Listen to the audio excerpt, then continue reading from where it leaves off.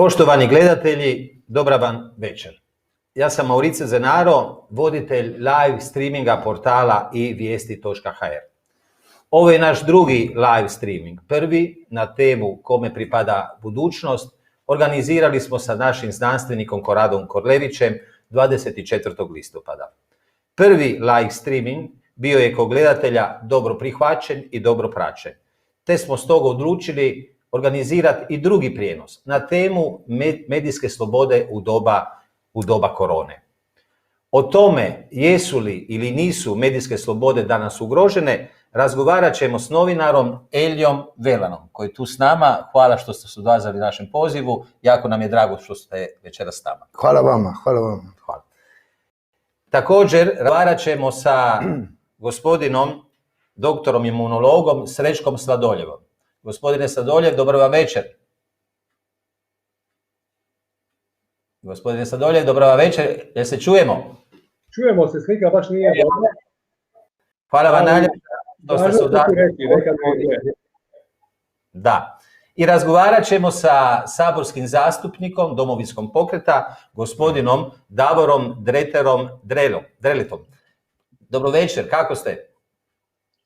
Dobro vam večer, lijepi pozdrav i odlično sam, evo, noć se spustila na Zagreb, radijatori rade, toplo je, pozdrav vama, gostima i vašim gledateljima. Hvala vam najljepša. Samo evo da posjetim cijenjene gledatelje da će imati priliku postavljati pitanja u čatu našim sugovornicima, tako da možete slobodno postavljati pitanja. Evo, ja bih kao uvod u temu medijskih sloboda pročitao par misli prvih američkih predsjednika i osnivača Sjedinjenih Američkih Država, koji su prvi primijenili načela prosvjetiteljskih ideja i prvi primijenili modernu demokraciju.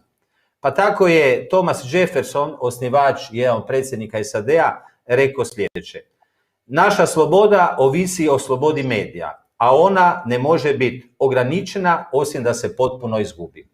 Ili George Washington, prvi američki predsjednik i osnivač SAD-a, kaže na tu temu sljedeće: ako se oduzme sloboda govora, onda neka nas vode glupe u tišini kao ovce u klaonici. A osnivač SAD-a Benjamin Franklin veli ovako: onaj tko želi oduzeti slobodu nekoj naciji, prvo će krenuti od ograničavanja slobode misli i slobode govora. Pa evo, da krenemo sa gospodinom Velanom, vi ste nam tu najbliži, pa ćemo s vama, evo, vi ste iskusni, afirmirani i slobodnoumni novinar koji se uvijek zauzimao za pravedno i netendenciozno informiranje. Ali isto tako koristili ste medijski prostor i davali mogućnost za iznošenje i drugačijih razmišljanja. Danas razmišljanja koja nisu u skladu sa odlukama i sa mjerama vlade, koje provode konkretno u doba korone i u suzbijanju virusa, mainstream medije baš i ne prenose, ne objavljuju. Druga strana, drugo razmišljanje nema nikako mogućnost da se čuje i da dopire do javnosti. Smatrate li vi, gospodine Velan, da je nedostatak medijskog uvažavanja i drugačijeg razmišljanja signal da su medijske slobode danas ugrožene? Hvala na laskave riječi prije kao uvod na moje ime i prezime koje već 30 godina potpisujem, koje sam potpisivao u Glasu Istre, a i drugdje po medijima. Pitanje je jako složeno. Danas medijske slobode ugrožene. Jednostavno nama se dogodila jedna privatizacija medijskog prostora koja je, meni se čini, u Hrvatskoj išla korakom ono što se događalo malo posvudje u Europi, a to je činjenica da su klasični izdavači nestali. Većina klasičnih izdavača prodali su svoje pakete dionica i sad je vlasništvo novina, odnosno medija u cijeloj Europi, pa i u svijetu, u SAD-u se slične neke stvari tiše dogodile, postale su vlasništvo konglomerata kapitala koji se ne zna točno dobru provenijenciju. Normalno da kapital kao takav preko medija vrši svoj pritisak, u smislu vrši pritisak da bi ostvario neke interese koje nisu svaki put koji se ne poklapaju sa interesom javnog mnijenja. To su parcijalni interesi i prema tome novine danas, nažalost, u takvoj su situaciji. Ja neću sad napraviti neku priču o prošlosti, ali svi znamo dobro od 90. nadalje kad je počeo taj privatizacijski tok. Kad privatiziraš jedan rudnik, jedan problem, kad privatiziraš jedan medij, to problem postaje veći. Nije samo pitanje profita, nije pitanje novaca, nego je pitanje demokracije, pa se to nekako poklapa, te dvije dimenzije. Ja bi sad stao samo na to, ali to je jedno meni prvo razmišljanje koji proizlazi ono što sam ja proživio radeći u medijskim prostorima. Želite kazati da je sloboda medija na neki način pod utjecajem kapitala? Da, privatizirana je. Privatizirana. Da. Odlično. Pa dobro, evo, postavit ćemo isto pitanje, ali sa jednim kratkim uvodom našem doktoru. Evo, nekako nam se čini, doktore, da mainstream mediji poklanjaju medijski prostor samo odabranim znanstvenicima i ne pružaju istu mogućnost, isti medijski prostor i znanstvenicima koji razmišljaju drugačije, ali i nude drugačija rješenja. Nekako mi se čini da vi o tome nešto znate. Vi ste znanstvenik koji je davno ukazivao na važnost očuvanja Imunološkog zavoda, znanstvenik koji je smatrao da se primjenjuje upitan pristup u suzbijanju zaraze koronavirusom i bespoštedni ste zaštitnik moralnih, ljudskih i građanskih prava, te zagovornik otvaranja rasprava, odnosno otvaranje rasprave struke u borbi protiv virusa. Pa gospodine doktore Sladoljev, vama isto pitanje. Je li nedostatak medijskog uvažavanja drugačijeg razmišljanja signal da su medijske slobode ugrožene? Hvala na tom pitanju. Ja bih samo se kratko osvrnio na vaš uvodni dio, na citate američkih predsjednika iz kolijevke zapravo svjetske demokracije, kako je sloboda medija jednaka uopće slobodi ljudi. To su krasni citati i nakon tih citata čovjek ne zna što bi više pametnije od toga rekao na čitavu situaciju. Ja mislim da je uopće bespredmetno raspravljati u današnje vrijeme, u vrijeme korone, o posebnoj ugrozi medijskih sloboda, jer medijskih sloboda po tom pitanju danas uopće nema. Znači, po tom pitanju. Mediji su pretvoreni u propagandne mašinerije, kako je vaš kolega novinar upravo malo prije rekao. Mediji su alati zastrašivanja, mediji su online proizvodnja straha. Od zore do mraka na svim kanalima samo se prebrojavaju navodno oboljeli od, naglasio bih, izmišljene nove bolesti COVID-19, koja se ovisno o životnoj, o zdravstvenoj situaciji zaraženog manifestira u jednom širokom spektru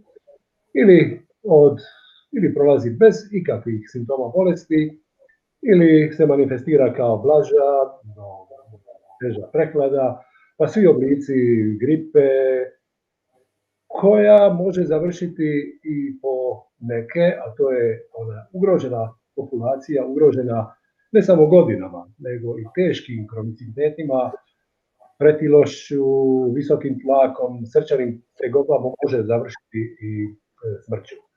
Mi smo upravo ušli u sezonu, znači u onaj dio godine kada govorimo o višku smrtnosti koji je uvijek izazvan respiratornim problemima. Te smrti se po defaultu statistički pripisuju gripama, čak i onda kada ne znamo koji je virus stvarno i uzrokovao te respiratorne probleme. Ima jako puno virusa koji mogu uzrokovati bolest koju nazivamo gripu, čak 200, ja mislim da je opisano, a ova gripa po statističkim podacima prolazi blaže nego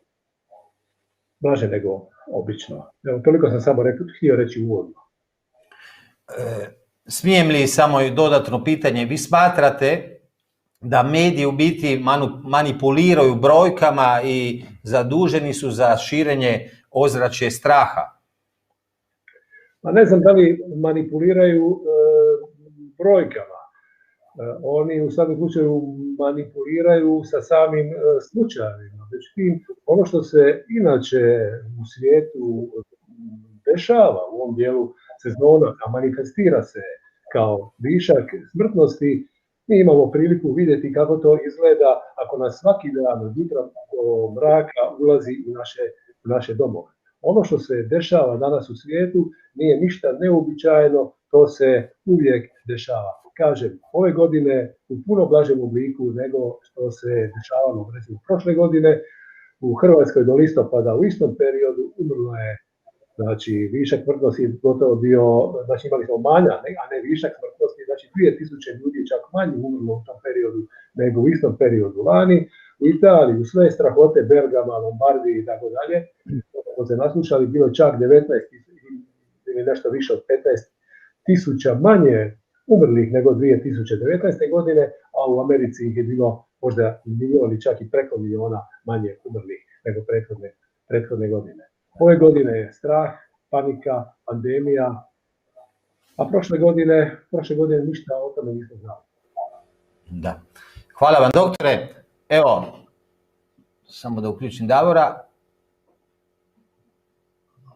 Evo ga. Davore, se čujemo? Čujemo se, dobra večer. Evo, gospodine Dretar, vi ste novopečeni saborski zastupnik Domovinskog pokreta, na što vam najiskrenije i čestitam. Vi ste, dakle, zastupnik naroda sada i poznato mi je nekako da i Domovinski pokret baš nije imao neke najidiličnije odnose s medijima, barem u početku. I vama isto tako postavljam isto pitanje, jer ono što je ključno u cijeloj toj priči je to da se sustavno onemogućuje drugima koji imaju, znanstvenicima koji imaju drugačije razmišljanje, da ga javno iznose. Pa evo, pitanje kao i za druge i za vas, smatrate li da je nedostatak medijskog uvažavanja i drugačijeg razmišljanja signal da su medijske slobode dovedene onako, da su upitne? Još jednom lijepi pozdrav i dobra večer kao onima koji nas gledaju, tako i poštovanim uvaženim sugovornicima. Eto, jednako kao i doktor Sladoljev, odmah na početku ja bi se nadovezao na ove očeve američke nacije, a možemo slobodno reći i očeve demokracije na cijelome svijetu, u cijelome svijetu. Ako su oni mogli tamo u 18. stoljeću spoznati i prepoznati snagu medija, a pokušamo li se vratiti u to doba, možemo razmišljati koji su u stvari onda bili mediji. Dakle, postojala je tiskana književnost i postojale su tiskane novine, praktički niti jednog drugog medija kojeg mi danas poznajemo apsolutno nije bilo. Pa ako je onda bilo toliko jednostavno svakom razumnom čovjeku, a kamo ne takvim genijima kao što su bili Jefferson, Washington i slični, prepoznati moć i utjecaj medija, onda je potpuno jasno da danas ovim svijetom vladaju ozbiljne, velike makro kompanije,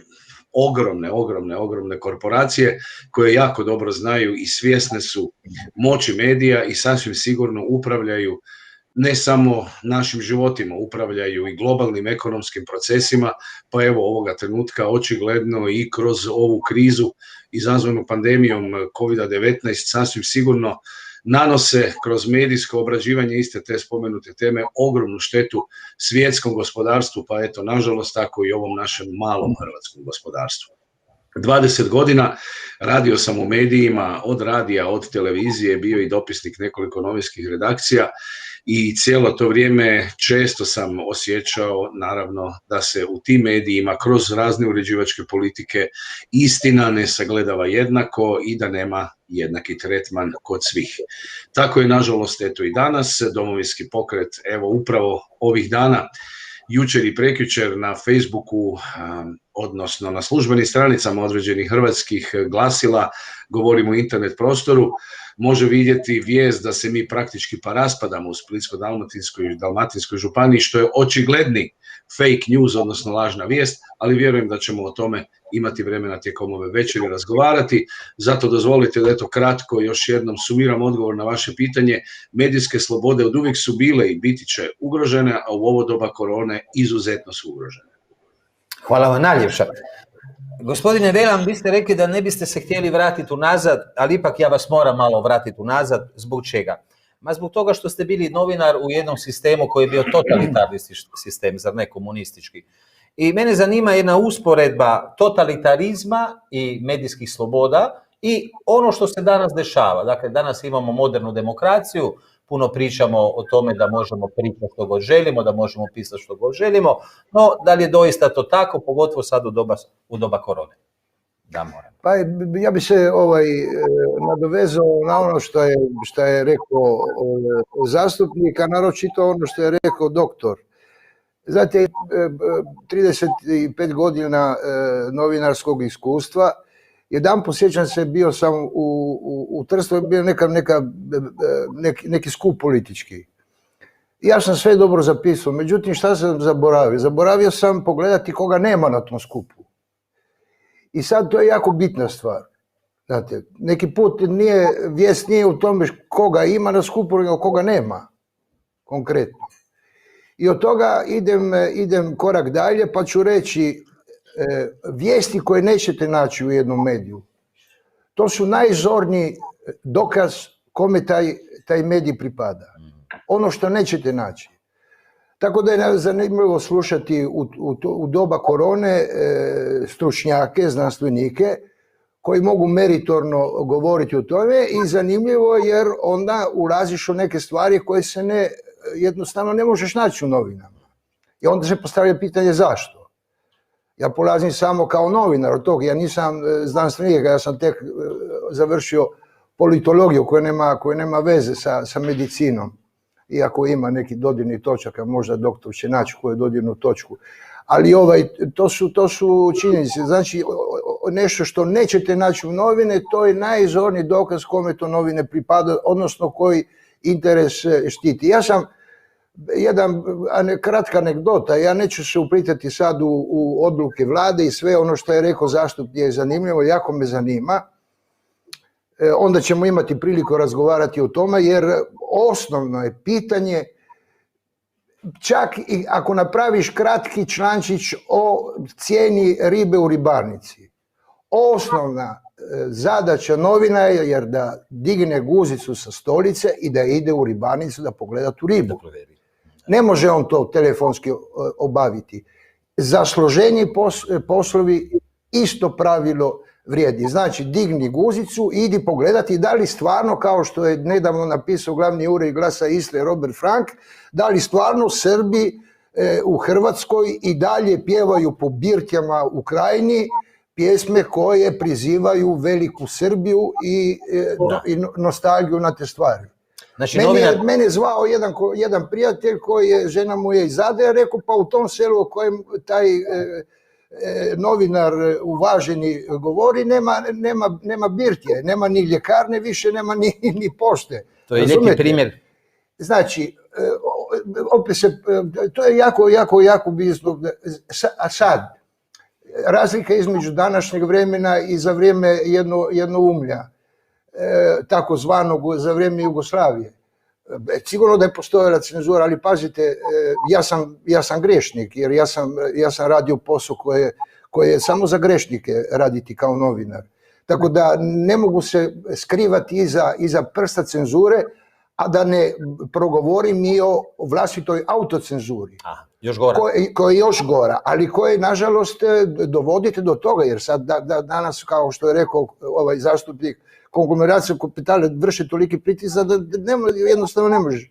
Kratku anegdotu, ono što je rekao doktor, mene to jako zanima. Ja sam jučer na večer sa sinom Đanim bio u Rovinju, prošetali smo se do Svete Fume i na kraju oko 7, bilo je 7:15, spustili su do trga, glavnog trga u Rovinju, tamo je kafić Veća Batana, tako se zove, i sjeli smo, pojeli smo 2 kolača, bili smo ja, sin,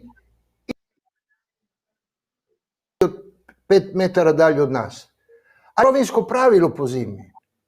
Ja pozivam Porečane neka idu pogledati, ja sam 2 godine bio dopisnik u Poreču, pa znam valjda kako živi Poreć ili Poreć po zimi. Nema nikoga. Ne možeš jedan sendvič pojesti. Prema tome, postavljam pitanje, Da li je razumno ići time da se, na primjer, terase zatvaraju? Ali ulazimo u drugu temu. Ali to ću reći. Ako se ne govori o tome, znači da nešto ne funkcionira u sistemu komunikacije. Samo toliko. Da. Dobro, hvala. Znači, bilo je cenzure u doba komunizma, a ima i cenzure sada. Kako da ne, sigurno. Autocenzure, što je još gore. Da. Doktore, evo opet jedno pitanje za vas. Evo, na društvenim ste mrežama možda najcenzuriraniji znanstvenik u Republici Hrvatskoj. U mainstream medijima vas uopće nema, ne nude vam medijski prostor. Na nacionalnoj televiziji ste persona non grata. Vaše mišljenje struke ne dopire do javnosti. Nekako se kao čini da je stvoren brend ideja i mišljenja koji se nameće bez da se otvori rasprava i posluša i drugo mišljenje. Jesu li mediji u stvaranju jednosmjernog brenda ideja i mišljenja odrekli se načela uvažavanja drugačijeg mišljenja i time sami se udaljili od medijskih sloboda? Jesu li mediji sami sebi oduzeli medijsku slobodu? To je pitanje koje možda više bi trebalo biti upućeno novinarima, ali ovako, sa vašim iskustvom koji imate, pogotovo na društvenim mrežama, molim vas za odgovor i za komentar. Pa na ovo pitanje će možda bolje odgovoriti uvaženi saborski zastupnik. Ja bih samo htio reći da zapravo ja nisam cenzuriran. Ja sam zapravo lustriran. Cenzura je onda kad vam omoguće da nešto kažete, da nešto objasnite, pa onda neke stvari onda izostave. A ja nisam u situaciju baš uopće išta reći. Ja ću vam reći, recimo, što bi bila cenzura. Za vrijeme prvoga lockdowna, ako se sjećate, imali smo uvijek isti scenarij, znači sve informativne emisije, zapravo sve živo titlovanje i tako dalje, bilo je o tome koliko je tog dana ljudi oboljelo, koliko je ljudi hospitalizirano, umrlo na respiratorima i tako dalje. Vi ste za svakog umrlog za vrijeme prvoga lockdowna imali i točne informacije onako kakvi se tu ljudima radi. Pa ste saznali da boluju od 5-6 kroničnih bolesti, pa ste saznali da ima 85 godina. Onda je došlo do cenzure u ovome drugome lockdownu. Recite mi, kad ste zadnji put ove informacije koje ste dobivali kod prvog lockdowna ste dobili sada? To je izostalo. Toga već nemate mjesecima. Znači, dobijen je naputak da se izvještava samo o umrlima, ali ono što je jako bitno, da znamo u kojem su se stanju ti ljudi zatekli kada su bolili, te informacije nema. Pače, čak i prvo lockdownu postojala je određena cenzura. Prvi umrli, to je bio jedan Istran, ja ga ne poznajem, ali inače prijatelj moga dobroga poznanika, rekao je da je čovjek imao probleme i srčane, bio je pretio, visoki tlak i tako dalje. I onda su mu našli da ima koronu. Čovjek nije imao simptome. Čovjek je do jutra umro. Od čega je umro? Umro je od straha. Zašto je umro od straha?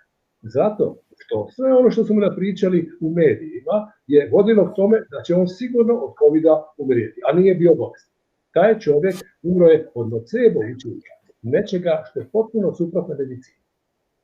Jedina mogućnost moje komunikacije ostala je preko društvenih mreža, preko Facebooka. Ja imam svoju privatnu stranicu, imam svoju profesionalnu stranicu, a također dosta često objavljujem po društvenim grupama u Sloveniji, Makedoniji, Srbiji, Bosni i to je jako dobro čitam. Sve što sam sada objavio sam baš u ovoj situaciji dosta toga, bilo je drugačije ili čak suprotno od onoga što je govorila struka i pokazalo se ponovo točno. Ponavlja se zapravo isti onaj scenarij od prije 10 godina sa svinjskom gripom i svinjskim cjepivom. Ja sam bio u pravu, struka nije bila u pravu. Narod se tada nije uplašio, odbio je primiti cjepivo i sačuvao je zdravlje. Ja samo jasno i glasno želim reći da u informativnom segmentu ne doživljavam, medije ne doživljavam, kao da mediji ne postoje. Postoje vladari medija, a Hrvatska je tek jedan sitrušan kamenčić u jednome golemom crno-bijelom mozaiku, gdje ne samo da nemate boje, nego nemate niti nijanse sive. Mediji su, nažalost, jedna gigantska crna kronika. Evo, to bi bio odgovor na vaše drugo pitanje. A dobro, ali koja je odgovornost novinara? Zašto se oni daju? Dakle, je li to zbog materijalnih nekih, kako bi rekao, problema, odnosno zbog da bi imali egzistenciju, ili je nešto drugo u pitanju? Ili je nedostatak kritičnog načina prosuđivanja i razmišljanja? Ne, mislim da je problem da se radi da bi na bilo koji drugi način od onoga kako je to valjda kazano, sugerirano, suflirano od urednika, a to su sve poruke koje dolaze od vlasnika medija, da bi ugrozili njihovu egzistenciju. A o tome kako je, kad idete suprotno onih koji drže situaciju u rukama, ja konkretno ovdje govorim o Imunološkom zavodu, kao osoba koja nikad nije savinula leđa, znači godinama sam ustrajao u toj borbi i spašavanju, ja sam osoba koja je zbog toga pretrpila 8 izvanrednih, znači 8 upozorenja i radnog odnosa pred izvanredni otkaz. To vi morate preživjeti. Ne znam da li postoji osoba u svijetu koja je u Hrvatskoj sigurno nije, koja nije preživjela niti drugo upozorenje, a ja sam ih preživio 8, a sve uprave, ja mislim, 10 su bile smijenjene zbog štetnih radnji. Ponavljam, 10, ja sam smijenio 10 uprava Imunološkog zavoda. Međutim, čak ni od tih smjena nije bilo neke koristi, uvijek su dolazile nove i nove, to je poput hidre. U društvu u kojem živimo, kad odrežete tako da nema ni jednu glavu, na tom istom mjestu izrastu 2 ili 3 glave. Tu vam nema kraja. Tu mora doći do nekog političkog rješenja, tu čovjek kao pojedinac ne može puno napraviti. Hvala doktore, pa zato imamo saborskog zastupnika danas s nama. Evo, političko rješenje pa da vidimo. Gospodine Davore, ovako, nedavno je saborski zastupnik Mosta Nino Raspudić pitao kako može neurokirurg Beroš biti kvalificiraniji od imunologa Sladoljeva, te izjavio da želi vidjeti doktora Sladoljeva na HRT-u. Biste li vi željeli gledati doktora Sladoljeva na HRT-u i zanima me vaše mišljenje zašto su neki znanstvenici, afirmirani stručnjaci, danas potpuno isključeni. Samo odabrani krug struke se uključuje i uvažava i može li doista neurokirurg biti kvalificiraniji od imunologa u suzbijanju virusa? Ja bi svakako gledao doktora Sladoljeva na televiziji, jer on je zgodan muškarac, tako da to apsolutno nije nikakav problem. No, da se stvarno uozbiljim. Kad pogledamo, za početak, samo jedna kratka analiza hrvatske medijske scene, naravno kada govorimo o toj medijskoj sceni, pogledat ćemo trenutno televizijske programe kao, možemo slobodno reći, nešto, odnosno način na koji informacija ipak dopire do najvećeg broja potrošača te iste informacije. Na tom tržištu televizija, evo trenutno, ako se ne varam, ja sam izvukao neke podatke, pa mogu vam to otprilike reći, mi trenutno imamo 26 televizija koje nude 29 programa. Jedina televizija koju svi mi u ovoj državi plaćamo jest Hrvatska radiotelevizija sa nizom svojih programa od 1 do 4 ili 5 i satelitskih i tako, i nju mi plaćamo i ona je dužna reagirati i slušati na ono što kaže hrvatski narod, odnosno barem većina hrvatskog naroda. Dakle, ako govorimo o cenzuri, onda mi o cenzuri na takvom jednom mediju, čija je dužnost da se brine o objektivnom i nepristranom informiranju, moramo postaviti pitanje. Ako je tamo cenzura, onda ju političkim putem možemo zaustaviti i naravno u potpunosti uništiti. Što se tiče slobodnih medija, odnosno medija koji su u vlasništvu kompanija, kao što su ovdje, eto, kod nas na televizijskom tržištu, kompanije koje nam dolaze iz Njemačke, odnosno iz Engleske te iz nekih drugih zemalja, one su nezavisne u kreiranju svog programa i naravno unutar njega vode se isključivo jednom i jedinom idejom, a to je zarada. No, naravno, niko im to ne smije zamjeriti, jer baviti se nečim da bi se zaradio novac, odnosno stvario višak vrijednosti, stvar je koja pokreće ljudski rod još od njegovih najranijih vremena.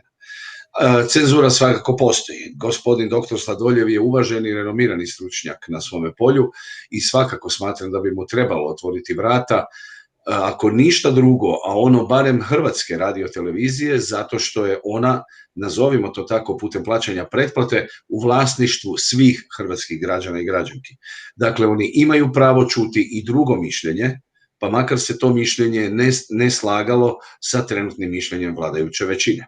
Što se tiče, naravno, političkih promjena pomoću kojih moramo osigurati kraj cenzuri, eto, Domovinski pokret vrijedno radi na njima, radi se o dugotrajnom procesu, a i mi smo mlada stranka i tek smo na svojem početku, ali vjerujem da smo u potporu svih ljudi koji u nas vjeruju na jako dobrom putu.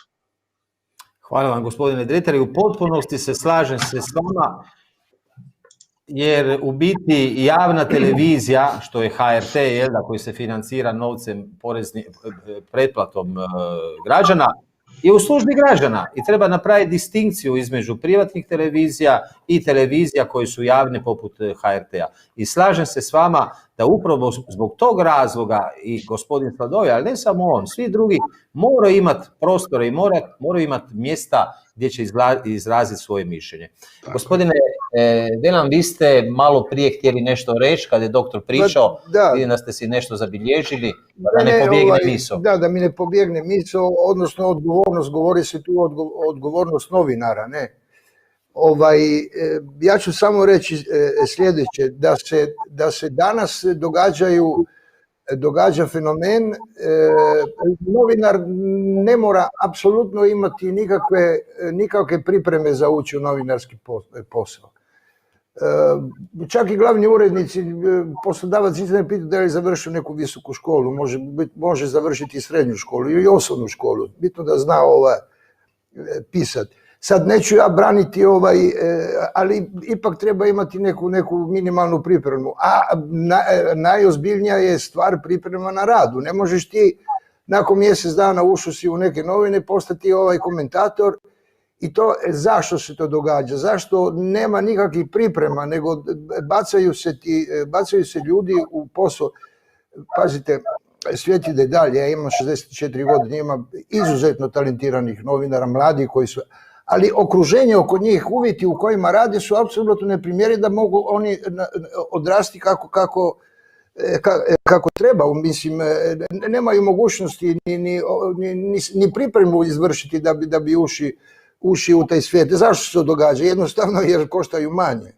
Danas ja neću biti pošto sindikalac, ali nekako sam vezan za taj svijet i smatram da je danas tržište rada u sferi novinarstva srozan totalno do temelja. Stalno radno mjesto, to je kimera, to ne postoji više, sad se plaća i honorarno, pa razumijete, to se događa malo posvuda. Ja poznam jako dobro talijanski primjer, dečki s 20-30 godina rade po 10-12 sati na dan da bi na kraju mjeseca izvukli možda 500-600 eura. To su podaci iz novinarskog društva Italije. No, postoji nešto što se zove novinarska etika. To je skup pravila i normi ponašanja novinara i medija. I svrha joj je poštivanje profesionalnih standarda, zaštita neovisnosti novinarstva te prema političkim i financijskim vlastima i sprječavanje zloupotrebe novinarske i medijske moći. Mene zanima, je li ta novinarska etika, me zanima poštuju li i priznaju li danas novinari novinarsku etiku ili je moć novca preuzela i novinarsku etiku? Nekako ste već odgovorili na to pitanje. Opet se vraćamo tamo. Čujte, klasični izdavači staju iza novinara. Ako je bio rasni novinar. Normalno da klasični izdavač, njemu je interesu prodati novine. Evo ja bi se uključio ako mogu. Razumijete, ali...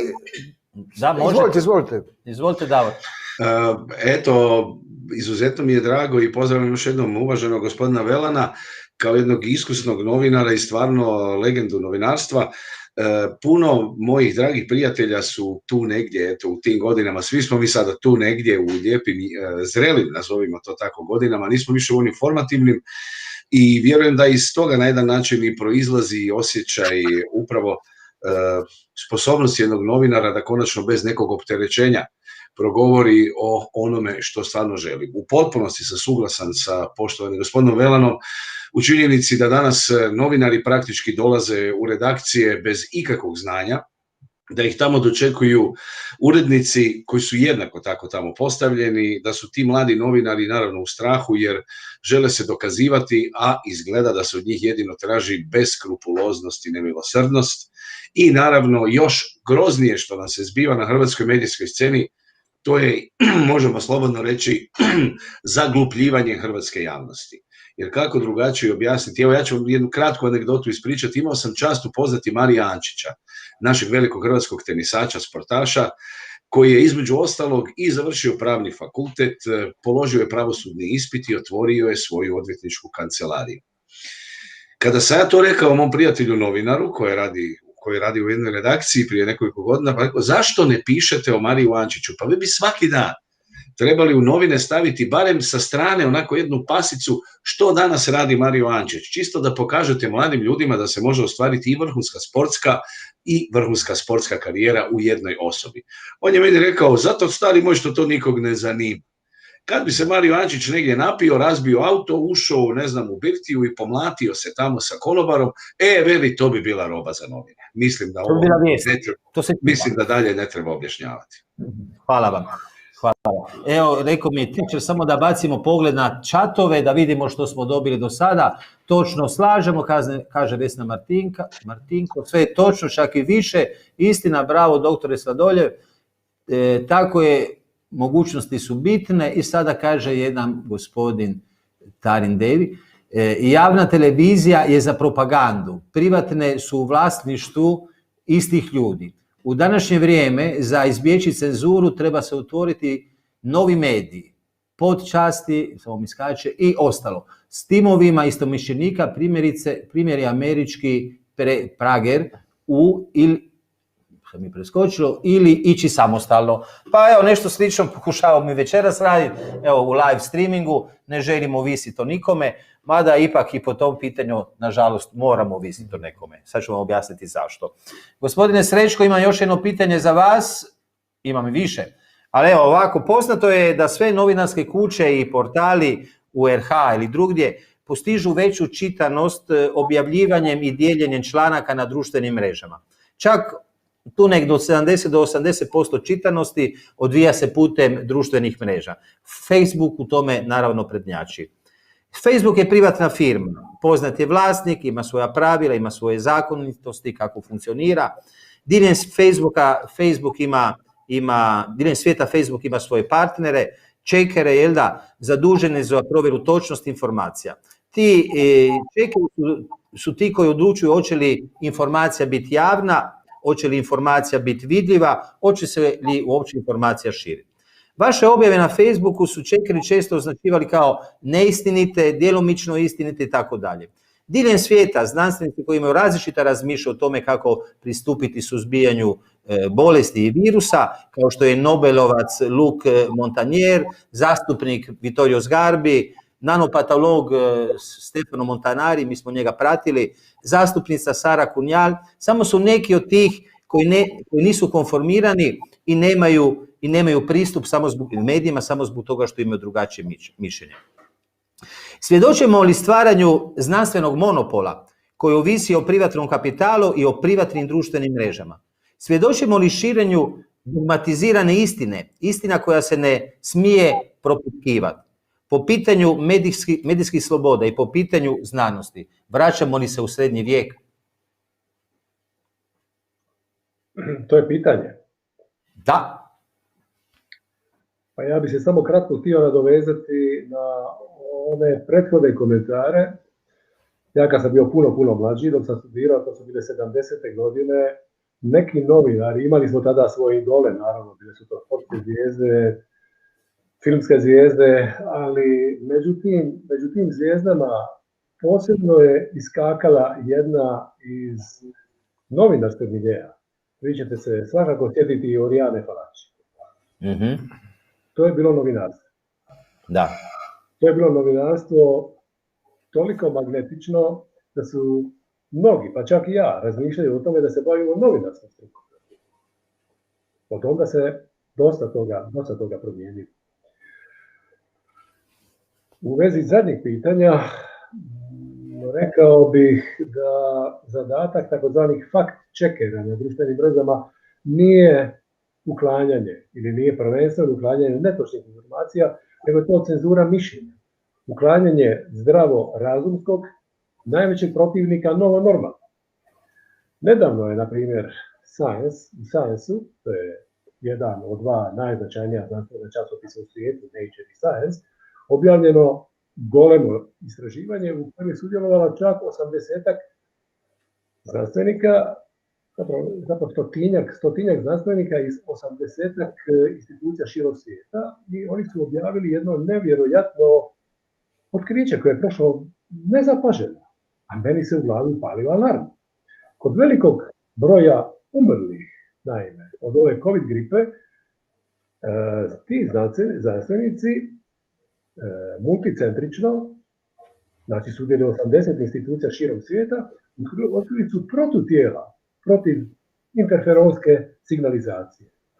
Ta protutijela govore nešto. Govori o tome da je kod tih ljudi generirana autoimuna bolest protiv najvažnijeg segmenta obrane protiv virusnih infekcija. Kad govorimo o obrani, tada ne mislim samo na onu imunološku, nego mislim na jednu drugu vrstu obrane koja prethodi imunološkoj, koja je čak i puno važnija od imunološke obrane, takozvanoj virusnoj praobrani.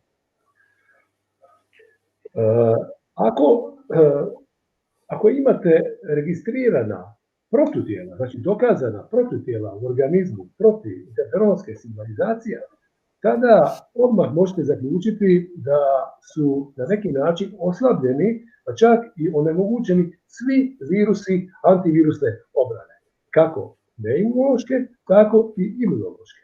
I to otkriće zapravo je krunski dokaz onoga što godinama tvrdim. Autoimune reakcije pokreću cjepivo organizma. I to je posebno riziku su zapravo ljudi koji pripadaju onoj rizičnoj populaciji, koji se daju lako nagovoriti na cijepljenje gripe svake sezone. To su ljudi koji su izuzetno atakirani tim invazivnim cjepivima, koja su glavni uzrok, zapravo jedini uzrok autoimunih bolesti kod suvremenog čovjeka. Taj nalaz ujedno objašnjava i neobične otkrića epidemiologa koja su se desila neovisno i u Italiji, i u Francuskoj, i u Njemačkoj, i u Engleskoj. A ta otkrića govore da su većinom umrli ili teško oboljeli od koronavirusa bili ljudi koji su se cijepili protiv gripe. To niko nije mogao objasniti. Evo objašnjenja. Znači, Science s ovim ogromnim brojem ljudi objavljuje postojanje protutijela protiv interferonske signalizacije koja se mogla nastati jedino otvaranje takozvanih procesa imunološkog nadzora u organizmu, što može napraviti ili neka dugotrajna kronična infekcija ili analogno tome lažna infekcija koju proizvode invazivna cjepiva. To je inače tema koju ja držim čitavo vrijeme u fokusu i ne dam se nikako smesti od ovih informacija i zastrašivanja što se tiče korona gripe. Pročitavši te podatke, ja sam dao jednu interesantnu objavu o tome i ta objava bila je momentalno, znači i znanstveni rad objavljen u Science-u kao i moj komentar, bili su momentalno izbrisani, bez traga, sa Facebook profila. Znači, obično se desi drugo. Tamo se nešto prekriži, pa piše ovo ne odgovara informacije. Ovo je kompletno izbrisano. Bez traga. Znači, da neko je dobro razumio o čemu ja pišem, a takve informacije ne smiju doprijeti javni prostor. Ovo otkriće možete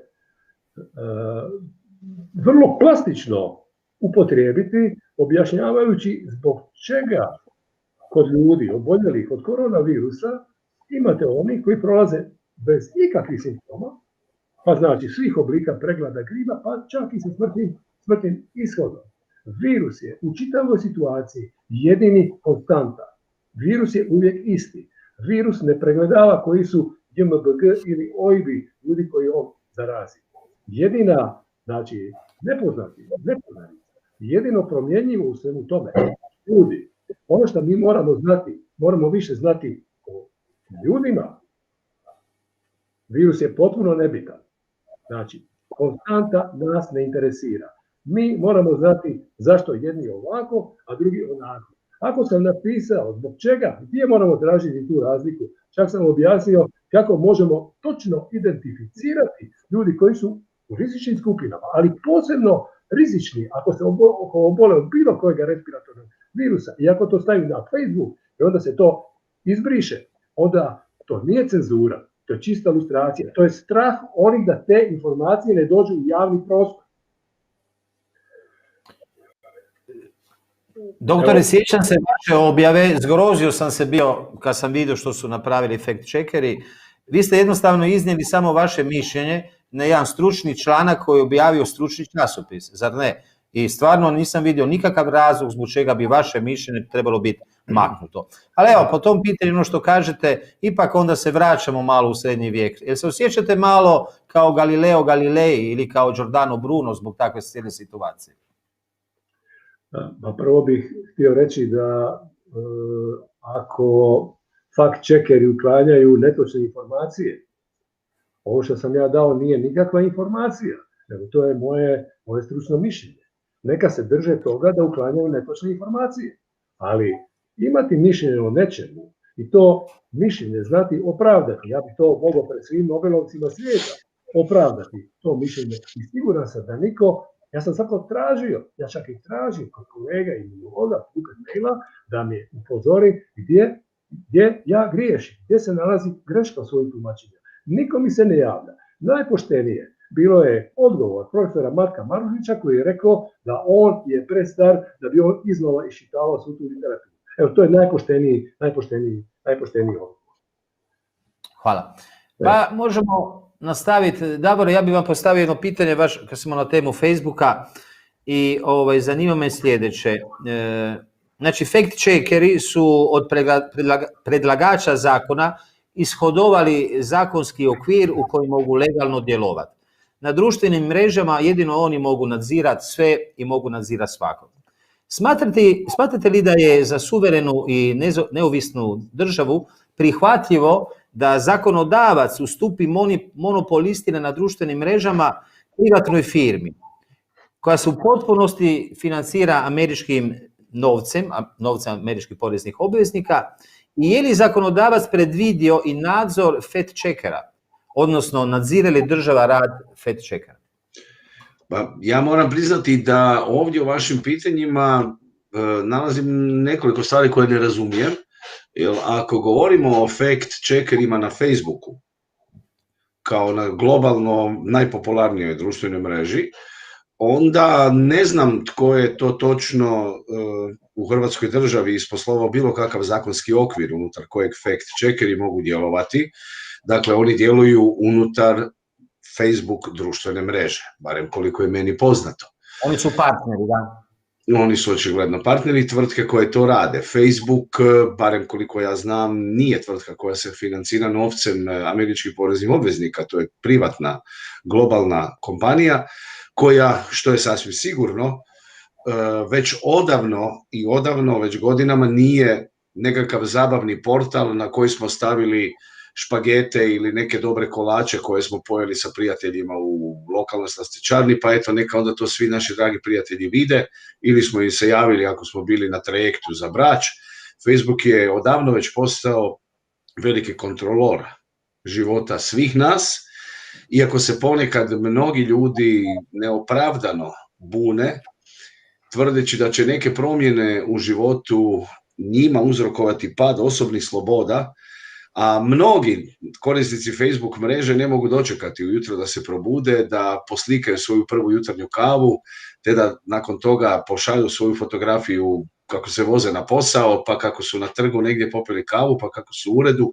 Dakle, oni sami sebe, kako se to kaže, stokaju, odnosno oni sami sebe prate.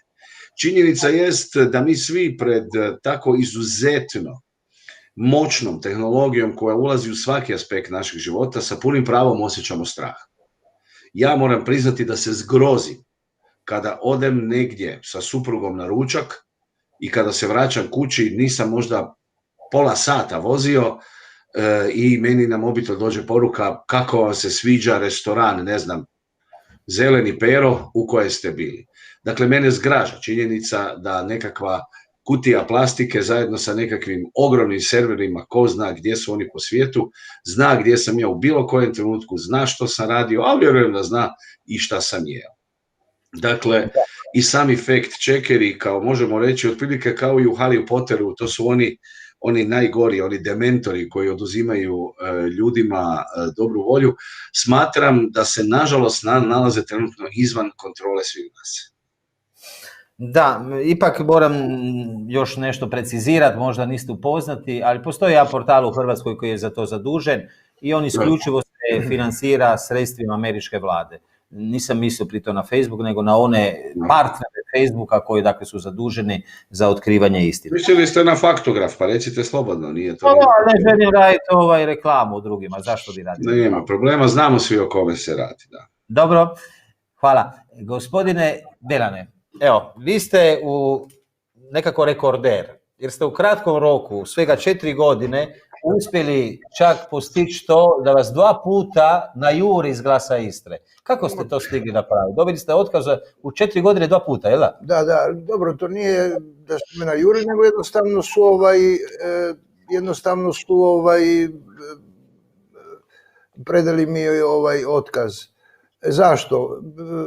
Kad sam prvi put dobio otkaz prije 4 godine, dobio sam e-mail od prijatelja, umirovljenog novinara u Trstu, Luciano Santin. Čano me preko saznao je preko vijesti da je bilo to nekih 6-7 novinara dobio otkaz. Ja prodam, Čurić, Mate i ostale. I je rekao, to se inače događa i kod nas malo posvuda, jer ovi stariji treba maknuti jer su preskupi, razumijete? Ono što sam prije govorio, tako da ja vidim da ima neke druge logike. Samo zbog toga što ste preskupi? Pa daću jedan primjer, sad mogu reći, jer je prva presuda definitivna, zapečaćena sa Vrhovnim sudom, dobio sam tu prvu presudu i sjećam se kad je bila rasprava, sud je zvao samo jednu osobu. Kolega koji je preuzeo moj posao dopisnik u Poreču. I onda ga je pitala sutkinja da li radi posao koji radim ja. Je rekao da. Hvala, doviđenja. To toliko. Kolega jadan mlad je košta toliko i ta cijenovna razlika je jako bitna. I s obzirom, sad će se Izrael je još Glas Istre vlasništvo Socijalističkog radnog naroda Hrvatske. Ne. Socijalistički savez radnog naroda Hrvatske, SSRN, nije više vlasništvo Glas Istre te jednoumlja, nije ni vlasništvo više ni ovog pokojnog Žmaka, njegov poduzetnik sad je vlasništvo jednog slovačkog poduzetnika, a iza tog slovačkog poduzetnika kažu da nema nekih, ali ima jakih veza. On je radio za jedno financijsko društvo koje je utemeljeno u Slovačkoj i izvor kapitala su raznovrsni. Jedna anegdota, ja sam to pročitao u novinama, u svezi toga htio sam reći jednu stvar. Svega postoji. Danas je toliko se proširile vijesti, ima ih posvuda. Ja bi, ako mogu, to je jedan kratki prijevod, neka se i čitatelj, odnosno slušatelji to rukovodi zlatnim pravilom broj 3. Kad čuje jednu vijest, neka provjeri još na 2 strane. Ako nađe istu vijest na 3 razne strane, postoji velika vjerovatnost da je vijest istinita. Ako se zadrži samo na jednu, ne ide. Tako da tu je i problem razine kritičnosti ne samo novina, nego i čitaoca, razumijete?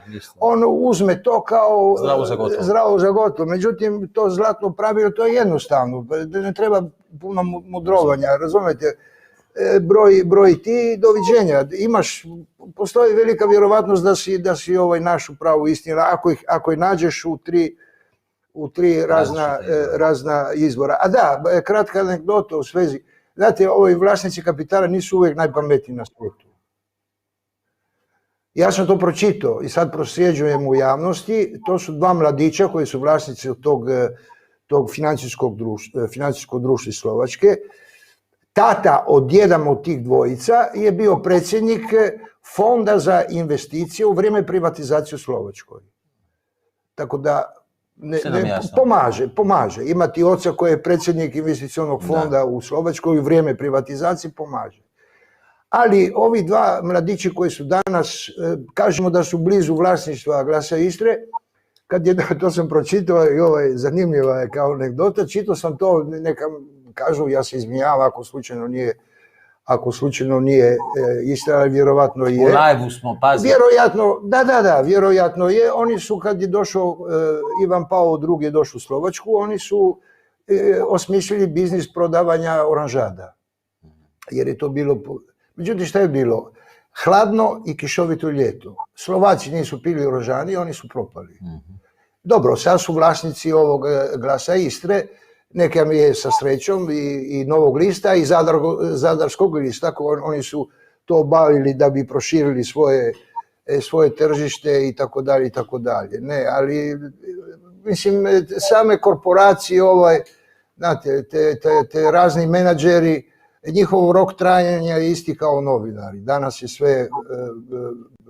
svi smo u masi takozvane radne snage, razumete?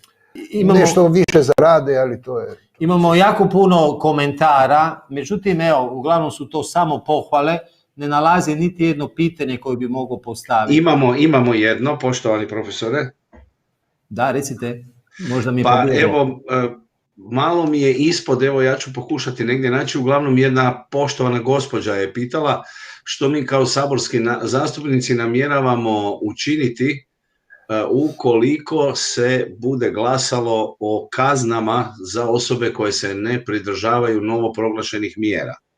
Ne mogu sad evo ovdje naći potpuni tekst tog upita, ali eto, poštovanoj gospođi kao i cijeloj hrvatskoj javnosti, samo da još jednom skrenem pažnju, odnosno da podsjetim na činjenicu da je premijer Plenković ovdje derogirao Hrvatski državni sabor kao najviše zakonodavno tijelo u Hrvatskoj i instalirao je čuveni sada već stožer. Dakle, stožer donosi mjere zakonske snage, bez ijednog uporišta u Ustavu Republike Hrvatske. On je instaliran tu i ti ljudi nama iz dana u dan donose mjere za koje apsolutno u Saboru nitko nije digao ruku, niti za, niti protiv. Pa bih eto zamolio još jednom cijelu hrvatsku javnost da kompletno nezadovoljstvo mjerama, kakve god one bile, usmjeri isključivo nigdje drugdje nego prema uredu predsjednika Vlade Republike Hrvatske, zato što je on instalirao stožer civilne zaštite kao jedno, možemo slobodno reći, nelegalno tijelo koje propisuje zakone u Republici Hrvatskoj. Pa tako vjerujem da će propisati i kazne za ljude koji se neće pridržavati mjera. Evo, već se nešto o tome šuška, već se nešto priča da će se dakle kažnjavati ljudi već od sutra od pola noći. Pa nekako na tragu ovog pitanja koje je postavila naša cijenjena gledateljica, postavio bi ja jedno pitanje za vas, gospodine Davore, i to je, evo, imamo prijedlog zakona o izmjenama i dopuna zakona o elektroničkim medijima, koji bi, evo, uskoro trebao biti upućen zastupnicima na usvajanje. Prijedlog izmjene i dopune zakona dočekaju kod dijela javnosti kao napad na slobodu medija.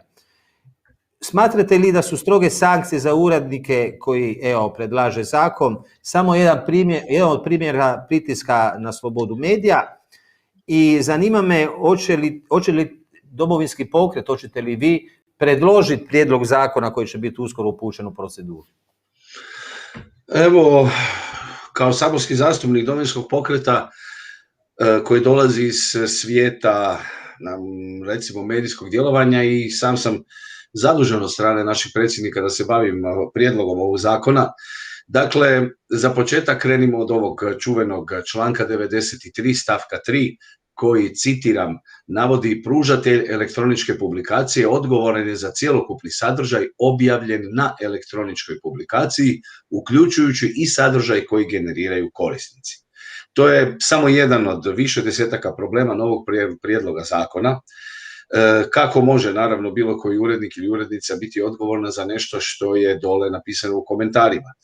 Da li je ovdje u principu želja vladajućih da svi portali jednostavno ugase komentare zato što to njima u nekom trenutku ne odgovara, a za pretpostaviti je da će svaki razumni urednik portala ugasiti komentare, odnosno onemogućiti posjetitelje da komentiraju, ne bi li se na taj način, naravno, spasio od kazni. Kazne su od 100.000 do 1 milijuna kuna i ja sam pročitao prijedlog zakona, čak 104 razna razloga mogu biti iz kojih će vas opaliti ruka zakona.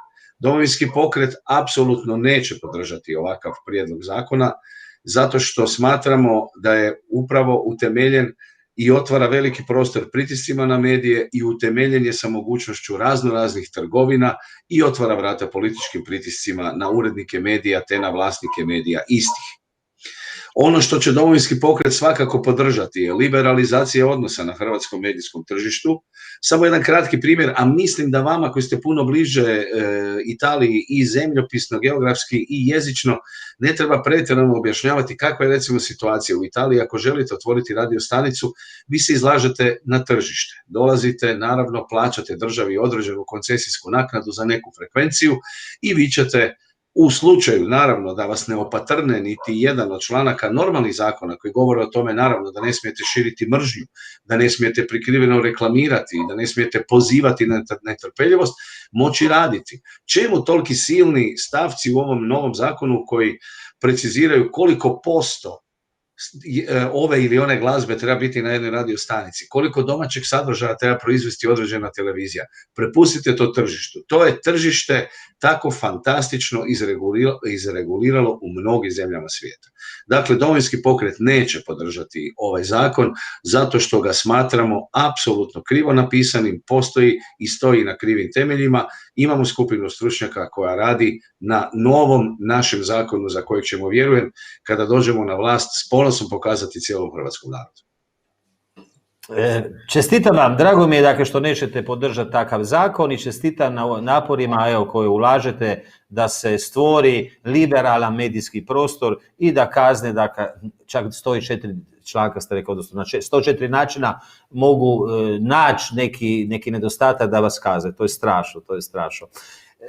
Doktore, evo, već smo sati 4 minute u streamingu, približavamo se kraju, dajem vam završnu riječ za završnu misao, a ja ću međuvremenu još na brzake pročitati komentare, odnosno pitanja koja ako nam je neko postavio. Izvolite, doktore.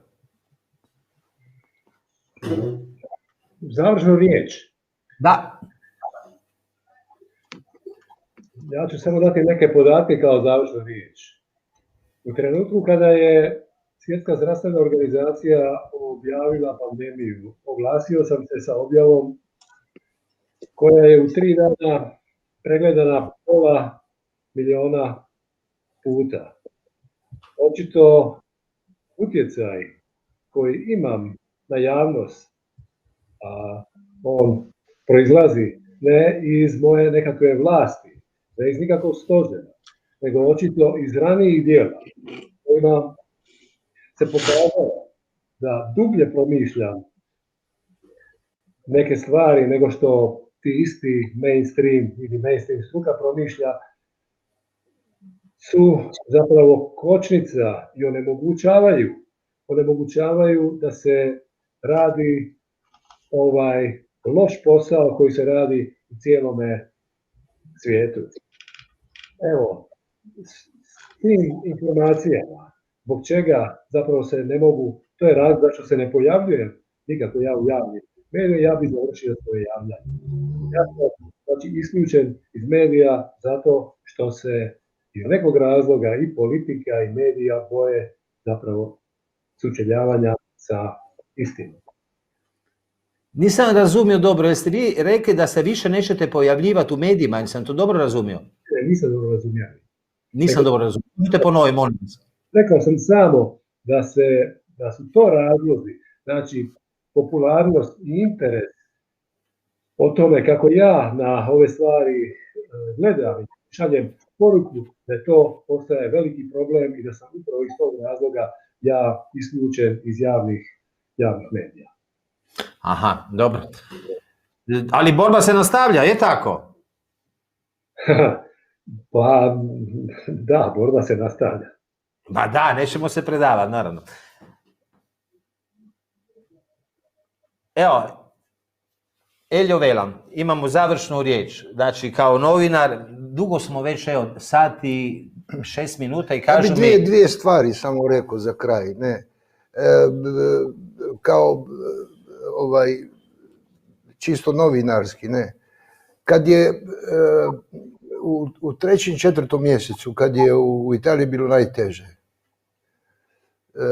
kod nas nije bilo, ja sam u Žminju, mi smo imali 0.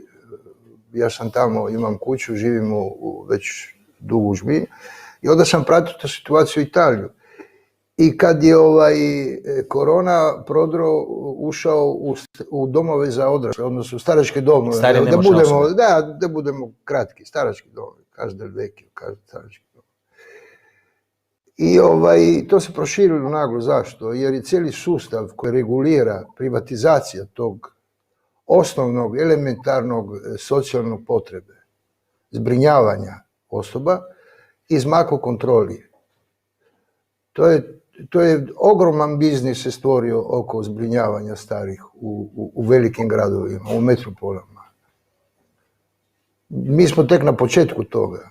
Tako da, i onda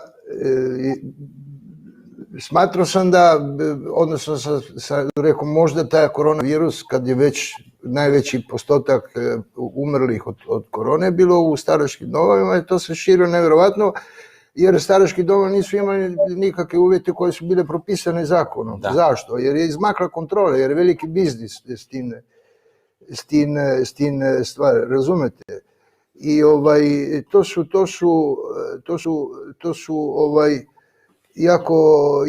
jako važne stvari, ne? I prije jedno 5-6 godina moja supruga je bila u bolnici u Puli, u bolnici, i onda tada su još radili na bolnicu. I vidio sam jedan bager kopao izvan bolnice.